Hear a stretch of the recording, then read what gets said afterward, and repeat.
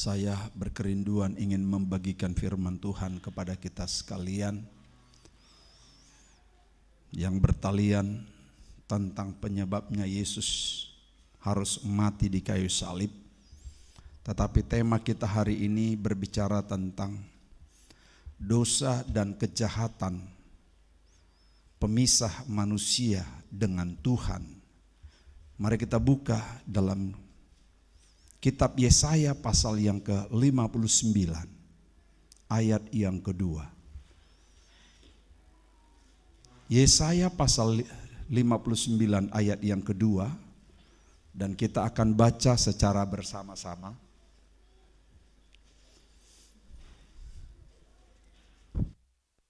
Bapak Ibu sudah menemukan hitungan yang ketiga, mari kita sama-sama baca. 1, 2, 3. Tetapi yang merupakan pemisah antara dan Allahmu ialah segala kejahatanmu, dan yang membuat dia menyembunyikan diri terhadap kamu sehingga ia tidak mendengar ialah segala dosamu. Terima kasih, demikian pembacaan firman Tuhan. Firman Tuhan hari ini berbicara tentang dosa dan kejahatan pemisah manusia dengan Tuhan. Bapak Ibu Saudaraku, sejak semula atau sejak manusia dicipta, Tuhan sangat ingin dekat dengan manusia. Tuhan sangat berkepentingan untuk selalu ada bersama dengan manusia. Sehingga Tuhan menciptakan Taman Eden sebagai taman perjumpaan Tuhan sehari-hari dengan manusia. Tuhan menciptakan Taman Eden sebagai taman yang khusus disiapkan untuk manusia, agar manusia hidup senang, bahagia, jauh dari kesusahan. Itulah rancangan Tuhan menciptakan Taman Eden. Dan Tuhan juga menjadikan Taman Eden menjadi taman kesenangan, menjadi taman kesukaan. Untuk manusia bisa berjumpa dengan Tuhan di setiap keperluan dan keadaan. Jadi ada dua perbedaan. Tadi Tuhan juga menciptakan taman itu karena Tuhan punya kepentingan, dia ingin berjumpa kapanpun, maka dia ingin menjumpai kita di taman itu. Tetapi sebaliknya, ketika manusia pun ingin berjumpa dengan Tuhan, jadi coba dari atas ingin juga berjumpa ke bawah, dan dari bawah juga ingin berjumpa dengan Tuhan, maka taman itu menjadi taman perjumpaan. Ibarat seperti dua kekasih yang selalu menyepakati ada satu taman perjumpaan. Jadi itu dirancang bagi mereka yang sudah putus asa tidak dapat jodoh, silahkan ketemu di sana. Jadi yang laki-laki yang lama tidak dapat jodoh sudah mulai habis umur, habis limit. Nah, dia cari di situ, dia datang sendiri. Nanti bisa pulangnya dia jadi berdua. Nah, begitu juga dengan nona-nona yang mungkin menyatakan diri single parent, apalah namanya. Ada istilah-istilah sekarang. Nah, dia juga ingin menemukan jodoh, dia pergi di situ. Dia datangnya seorang diri, pulangnya bisa berdua. Nah, jadi seperti kira-kira gitu. Tuhan menciptakan taman itu menjadi taman kebahagiaan, taman di mana setiap manusia akan bahagia dan nyaman. Taman Eden juga menjadi taman kuasa, penuh otoritas. Taman itu adalah taman otoritas. Tidak ada di situ yang loyo. Di situ taman penuh kuasa. Kenapa? Karena di taman itulah Tuhan memberi kewenangan kepada manusia untuk berkuasa atas ikan di laut, burung di udara, dan binatang yang ada di bumi. Sampai Tuhan beri mereka kewenangan memberi nama masing-masing kepada tiap-tiap binatang. Kamu kayaknya agak besar, kamu namamu gajah. Kamu kayaknya agak kecil, kamu kelinci. Jadi enggak takut. Diberi otoritas yang besar. Dia bahkan tidak ragu memegang kepala harimau singa. Karena ada kuasa, ada otoritas. Bahkan otoritas itu semua jenis binatang. Bayangkan yang di laut, yang di darat, yang di udara. Kewenangan itu luar biasa. Kuasa, otoritas. Dan sampai ke zaman Nuh itu masih ada tersisa kewenangan itu. Ingat zaman Nuh? Dalam satu perahu ada banyak jenis binatang. Binatang buas masing-masing juga sepasang. Binatang yang kecil-kecil seperti kelinci juga satu-satu pasang. Dan semua jenis binatang ada di dalam perahu yang sama. Bisa hidup tentram. Jadi tidak diganggu, tidak diapa-apakan. Sekarang ini satu rumah 5 orang udah gak nyaman tinggal. Satu rumah kadang hanya 4 orang, bahkan hanya suami istri. Sudah seperti kebun berpindah dari bahteranya Nuh ke rumah. Untung nggak ada rumah Narwastu. Rumah Narwastu semua seperti surga, seperti Taman Eden. Puji Tuhan. Tetapi bayangkan, karena masih ada tersisa otoritas, bisa damai. Bahtera Nuh sampai sekian lama. Dan sekarang tinggal sisa-sisanya. Jadi bayangkan dari zaman Adam luar biasa. Ke zaman Nuh sudah mulai berkurang. Hanya bisa satu pasang. Dia kontrol. Dan sekarang tinggal sisa-sisa kita. Nggak bisa lagi kita kontrol. Paling yang bisa kita kontrol kelinci. Ya tikus, itu pun tikus kita takut juga. Kalau pegang kayu baru kita berani. Jadi sudah tinggal sisa-sisa sedikit. Kenapa? Nanti kita lihat. Semua itu ada sebab. Kemudian Taman Eden juga merupakan taman tanpa ada penyakit. Jadi Taman Eden itu tidak ada di situ virus. Taman bebas penyakit. Bebas penyakit kolesterol. Saya tidak tahu dari mana datangnya kolesterol. Kata orang sih, makan saja sembarang, kolesterol itu tidak ada di daging, yang ada itu di laboratorium katanya. Taman Eden itu bebas penyakit, bebas kolesterol, bebas diabetes, bebas asam urat. Bayangkan namanya lagi tambah asam urat. Bahkan bebas jantung dan hipertensi. Di Taman Eden itu bebas semua penyakit, penyakit apapun. Karena sistem metabolisme tubuh manusia hancur dan tidak berfungsi adalah karena dosa. Jadi sistem metabolisme kita semuanya jadi terobrak-abrik oleh karena dosa itu. Yang mestinya kalau gula kita makan atau buah atau makanan kita makan, sistem metabolisme kita masih menghancurkan gula menjadi energi, masih menghancurkan kolesterol menjadi energi dan sebagainya. Taman Eden itu tidak ada di situ dirancang diabetes. Diabeteslah dulu penyakit yang paling banyak sekarang dengan asam urat. Taman Eden adalah taman tanpa kematian, tanpa air mata. Jadi di taman itu tidak dirancang ada kematian. Tidak dirancang di situ ada air mata. Tidak ada rancangan Tuhan membuat di situ kematian. Kalau sekarang ini, karena sudah tahu orang tukang peti. Saya pernah tanya begini, ini peti kok banyak sekali?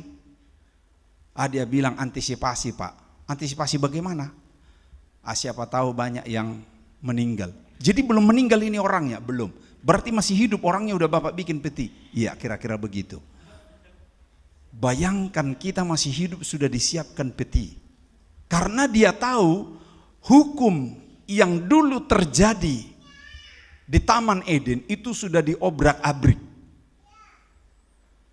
Sudah dilunturkan sistem yang sebenarnya tidak ada kematian, tidak ada air mata. Tuhan merancang Taman Eden itu adalah kehidupan yang kekal, abadi.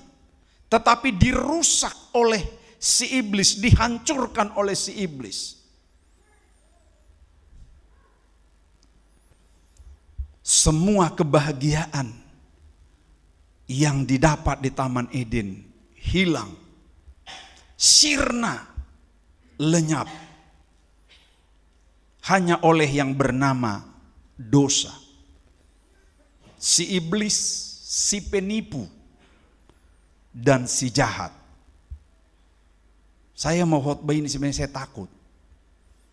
Karena masih banyak biasanya di perkotaan orang buat dosa, ya masuk gereja juga. Menyembah juga. Ikut KKR juga. Jadi ya kalau khotbah-khotbah begini hati-hati, jangan sampai kabur jemaat. Jadi ya, tapi Tuhan menggerakkan saya dengan pergumulan yang panjang. Saya harus kupas ini hari ini. Karena inilah yang memisahkan kita dengan Tuhan. Bapak Ibu Saudaraku, semua kebahagiaan yang kita impikan, yang kita idam-idamkan, menjadi hilang, sirna, lenyap, dan tanpa bekas. Semua kebahagiaan hilang, keabadian hilang. Kan maunya kita abadi. Rela kita bayar berapa banyak uang, rela kita korbankan jual rumah, jual mobil, jual tanah, hanya supaya kita jangan sakit atau supaya kita jangan mati. Tetapi itu semua dicabik-cabik oleh namanya si iblis, si jahat, yaitu dosa. Dosa ini memang tidak punya wujud. Coba dia kalau punya wujud gampang kita panah atau kita tombak dia kan. Tapi dosa itu tidak punya wujud, dia tidak punya mata, tapi bisa melihat. Jadi dia lihat juga kita lagi dengar khotbah. Supaya kalau pulang kita dari sini, dia balik itu khotbah nanti. Yo, kamu tadi sudah dengar khotbah tentang dosa, tentang kejahatan. Hari ini saya tawarkan kamu dosa. Jadi jangan heran, pulang dari sini nanti Bapak Ibu langsung diperhadapkan dengan tawaran-tawaran dosa. Saya hanya ingatkan supaya waspada. Karena dia tidak punya wujud tapi dia punya mata. Dia punya telinga, mendengar, dia dengar juga khotbah. Dia dengar juga pujian kita. Dia dengar juga doa kita. Hanya ada doa yang dia tidak bisa dengar. Doa dalam bahasa roh. Karena dia nggak ngerti bahasa surga. Bahasa roh itu adalah bahasa surga. Dia nggak ngerti. Tapi kalau doa-doa biasa dia tahu sedang engkau bergumul Tuhan, tolong ubahkanlah suamiku, ubahkanlah istriku. Dia tahu. Dia buat cara nanti supaya itu jangan terwujud. Dia dengar. Supaya itu bertolak belakang apa yang kita doakan. Supaya bertolak belakang apa yang kita dengar khotbah hari ini.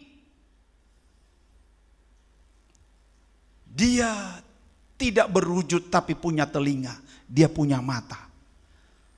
Dan dia lihat siapa yang lagi ibadah tapi sebenarnya dia main handphone.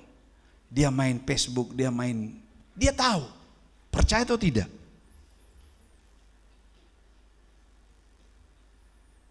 Dia tidak punya wujud tetapi dia punya mata, punya telinga, bahkan punya kaki. Dia berjalan dari satu pribadi ke pribadi yang lain. Dia berjalan dari satu insan ke insan yang lain, ingin menggarap sebanyak mungkin pengikutnya. Ingin merekrut sebanyak mungkin pasukan-pasukannya. Sebab si iblis, si jahat, dia tidak ingin mau masuk neraka sendiri. Dia melakukan sejenis penginjilan. dari rumah ke rumah, bahkan mungkin dari gereja ke gereja. Saya bisa buktikan kenapa dari gereja ke gereja dia bisa juga melakukan seperti penginjilan. Kenapa bisa ada dompet hilang di gereja? Kenapa tas bisa hilang dari gereja? Kira-kira itu caranya siapa? Jangan bilang itu kerjanya Roh Kudus. Itu udah pasti kerjanya si iblis. Berarti dia ikut masuk gereja. Hebatnya. Dia tidak ingin sendiri, tetapi dia dari tempat yang satu ke tempat yang lain. Dia berjalan, bahkan dia bukan berjalan seperti lambatnya kita. Kalau lambatnya kita berjalan, paling hebat kita 4 kilometer per jam. Tapi dia berjalan melebihi dari kecepatan angin. Jangan-jangan dia melebihi dari kecepatan cahaya.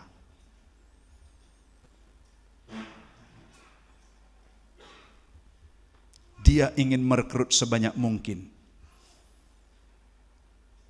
Dia tidak punya wujud tadi, tapi dia begitu berkuasa memutus hubungan.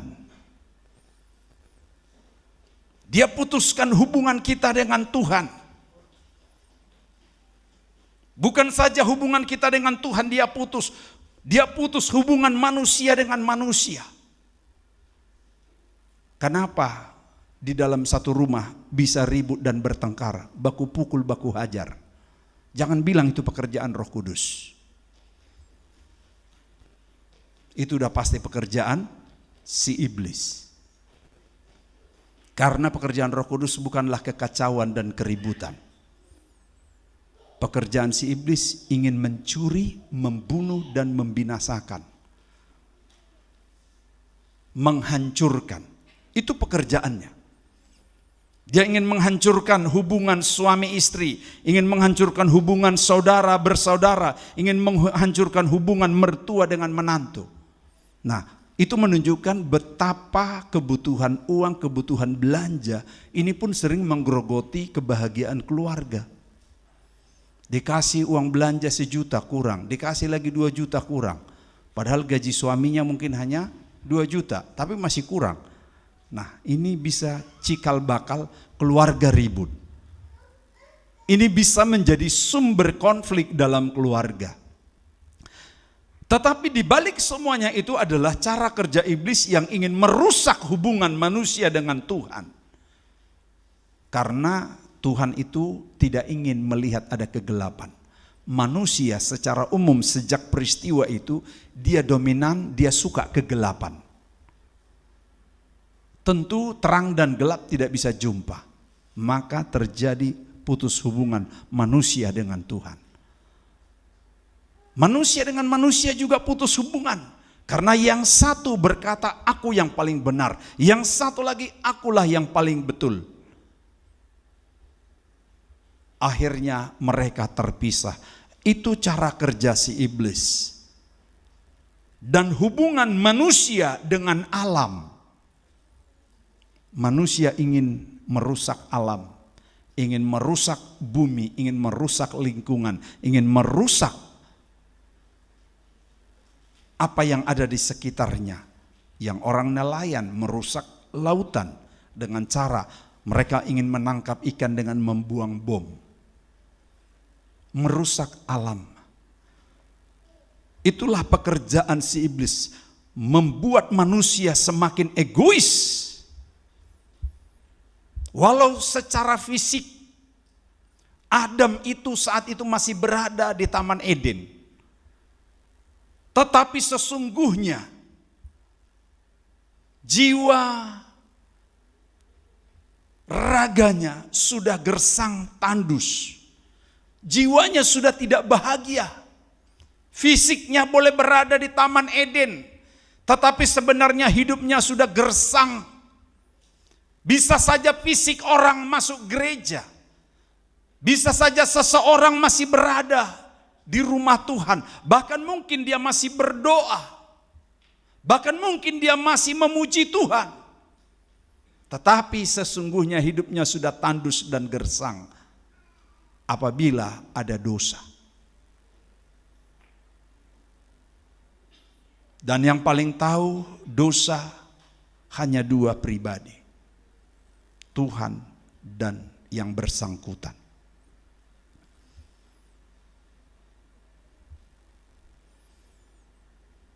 Mengapa dosa begitu sulit ditinggalkan? Saya akan membawa kita untuk lebih dalam. Saya mohon maaf, saya katakan tadi, saya kadang-kala agak takut. Jangan sampai kabur nanti kalau dihotbahkan ini, Tuhan tolonglah aku Tuhan. Tapi Tuhan bilang sampaikan. Saya mohon maaf ya kalau ada yang tersinggung nanti. Saya hanya menyampaikan apa yang Tuhan katakan. Mengapa dosa begitu sulit ditinggalkan manusia? Ada dua sebab. Sebab yang pertama, dosa itu begitu sulit ditinggalkan manusia karena dosa itu memberi keuntungan. Perhatikan, setiap dosa yang memberi keuntungan itu akan sulit ditinggalkan. Apa contohnya Pak Pendeta? Orang yang korupsi itu dosa dan itu memberi keuntungan seolah-olah. Dan itu sangat sulit ditinggalkan orang. Setiap ada peluang pasti. Setiap masih ada ruang untuk mengambil yang bukan haknya pasti dilakukan. Sangat sulit itu dilepas. Dan saya bersyukur 15 tahun ada di dalam birokrasi atau lembaga legislatif. Jadi sedikit saya tahu. Walaupun saya selalu menghindar dari sana. Saya beberapa hari sharing dengan Bapak Haloho sampai kami kemarin ke Kerom. Tidak ada yang kami bahas selain hanya bagaimana sebenarnya hidup bisa konsisten di tengah-tengah manusia yang penuh ketidakkonsistenan. Saya bilang setiap sen pun dari berkat, dari keadaan, dari apa yang kami miliki, semua saya bisa pertanggungjawabkan, saya katakan. Kenapa? Karena selama 15 tahun, Bapak Ibu Saudaraku yang kekasih, dosa yang paling sulit ditinggalkan orang adalah dosa yang memberi keuntungan. Dia baru berhenti nanti kalau dia sudah OTT. Tahu OTT? Operasi tangkap tangan. Baru dia berhenti. Tapi malunya kan? Coba dulu bayangkan kalau kita OTT. Anak kita pun mau pergi ke sekolah, dia bilang, bapak mau OTT ya? Malunya minta ampun. Jadi pikir.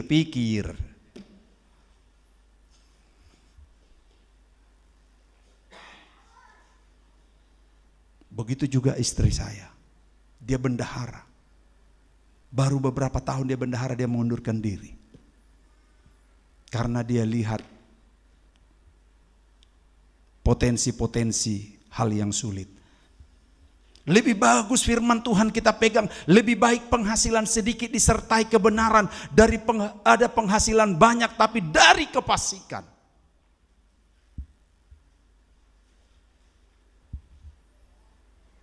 Seseorang akan sulit meninggalkan dosa kalau itu memberi keuntungan.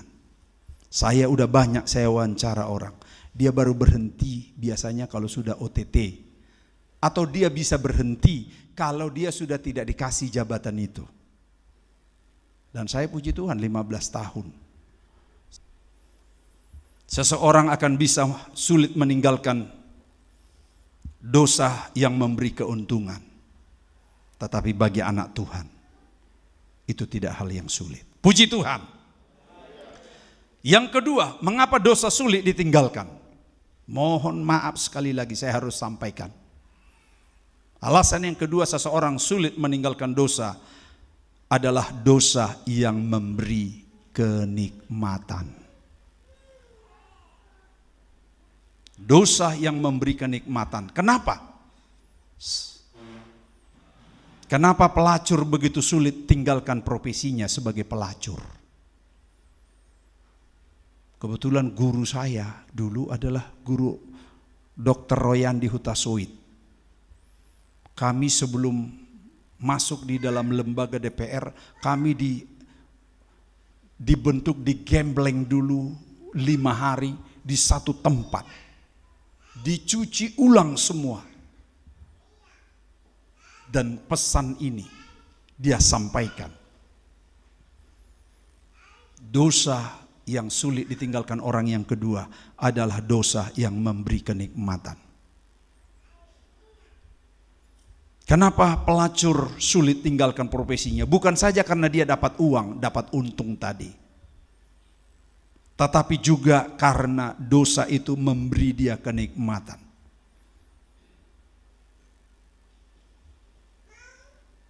Hati-hati. Supaya jangan sampai terjerumus. Buah di tengah Taman Eden itu dikatakan enak dipandang dan nikmat dirasa. Tetapi untuk apa jika itu menjauhkan kita dari Tuhan? Untuk apa semua kalau itu memisahkan kita dari Tuhan? Ya kalau itu mendekatkan kita dengan Tuhan, ya mari kita rame-rame. Tapi itu akan menjauhkan kita, memisahkan kita, dan akan membuat berantakan masa depan kita. Maka akan terjadi hukum yang kita dengarkan tadi. Sistem metabolisme kita akan turun. Dan air mata dan tangis akan terdengar dari rumah ke rumah.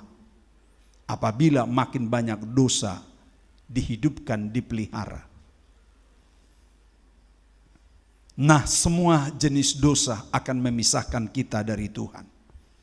Walaupun mungkin kita masih berada di gereja, walaupun mungkin kita masih berdoa dan masih ikut doa puasa, bahkan mungkin kita menjadi pelayan atau koordinator-koordinator, bahkan mungkin kita masih memberi derma, bahkan mungkin kita memberi persembahan yang lebih banyak. Tapi kalau itu semua masih ada di dalam lingkaran dosa, maka hidupmu akan tetap tandus dan gersang.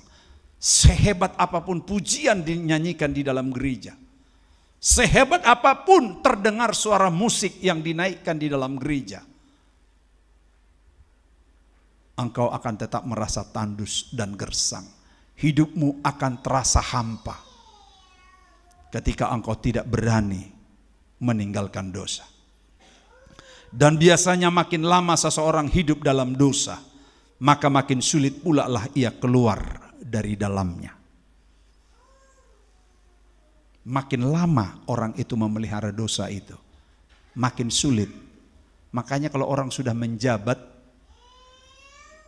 seseorang sudah menjabat, pegang jabatan, selalu dia dapat uang banyak, dapat ya di samping yang real aja itu sudah merasa berat meninggalkan jabatan, apalagi yang tidak real. Makin sulit seseorang meninggalkan. Hanya ada solusi.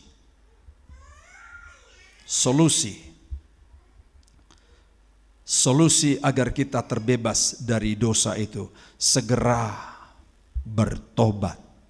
Stop. Kata bertobat menurut Paulus sebenarnya bukan hanya stop.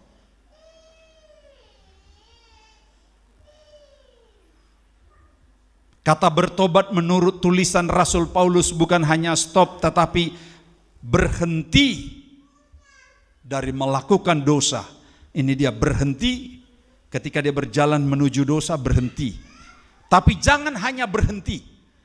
Karena biasanya kalau orang berhenti, bisa beberapa alasan kenapa orang berhenti melakukan dosa. Lagi tidak ada duit, lagi stres, lagi bagaimanalah begitu. Nanti sehat lagi, ada uang lagi dan sebagainya, jalan lagi. Tapi menurut Paulus dia harus berhenti dan berbalik arah. Dia berbalik arah. Setelah berbalik arah, itu pun belum masuk kategori bertobat. Tapi dikatakan dia harus berjalan dari kegelapan menuju terang, mengerjakan perkara-perkara yang baik. Mulai hidup di dalam terang itu. Itulah solusi yang pertama. Kembali kepada jalan Tuhan, jalan kebenaran. Kembali. Makanya ada pujian berkata, pujian kita, Tuhan, ku ucapkan syukur karena firman-Mu agung. Ku kembali pada jalan keselamatan, terlepas dari beban dosa. Segera kembali kepada jalan kebenaran, jalan Tuhan. Jangan mau lagi dibodohi si iblis. Karena si iblis memang sukanya ingin membodoh-bodohin orang yang mau dibodohin. Tapi kita berhenti dan stop. Dia selalu mencari orang yang bisa diperdaya sebanyak-banyaknya. Dia mencari orang yang bisa ditipunya. Tetapi stop, jangan mau. Kembali kepada jalan Tuhan. Firman Tuhan berkata, Tuhan menunggu orang yang mau kembali kepada Dia. Dia menunggu. Seperti seorang ayah yang menunggu anak bungsunya. Yang pergi memboroskan uangnya. Dan menghambur-hamburkannya kepada perempuan-perempuan jalang. Disebut di dalam ayat itu. Dia memboroskan, dia menghambur-hamburkan, dia menghabiskan hari-hari, bulan dan tahun-tahun hidupnya. Tetapi seorang ayah, dia selalu rindu anaknya kembali. Insaplah. Seberat apapun dosamu selama ini, sudah sejauh manapun engkau melakukan kejahatan selama ini, insaplah. Ketika kita insap, Bapa kita menunggu kita. Dia menunggu dan menyambut kita dengan tangan yang terbuka. Bahkan Dia menyiapkan pesta merayakan kembalinya kita kepada jalan Tuhan. Yang terbaik bagi seorang ayah adalah ketika anaknya kembali kepadanya. Begitulah Bapa kita. Ayo kita semua bangun hubungan kembali dengan Tuhan lewat kembali kepada Yesus Kristus. Dialah jalan kehidupan yang akan mempersatukan kita kembali dengan Tuhan, yang akan menghubungkan kita kembali dengan Tuhan, yang akan memperdamaikan kita dengan Tuhan. Kita akan rayakan kematian Kristus hari Jumat, Jumat Agung di tempat ini. Sekaligus kita akan perjamuan kudus dengan tema kematian Kristus adalah terowongan menuju hidup yang kekal. Tuhan memberkati kita semua. Amin.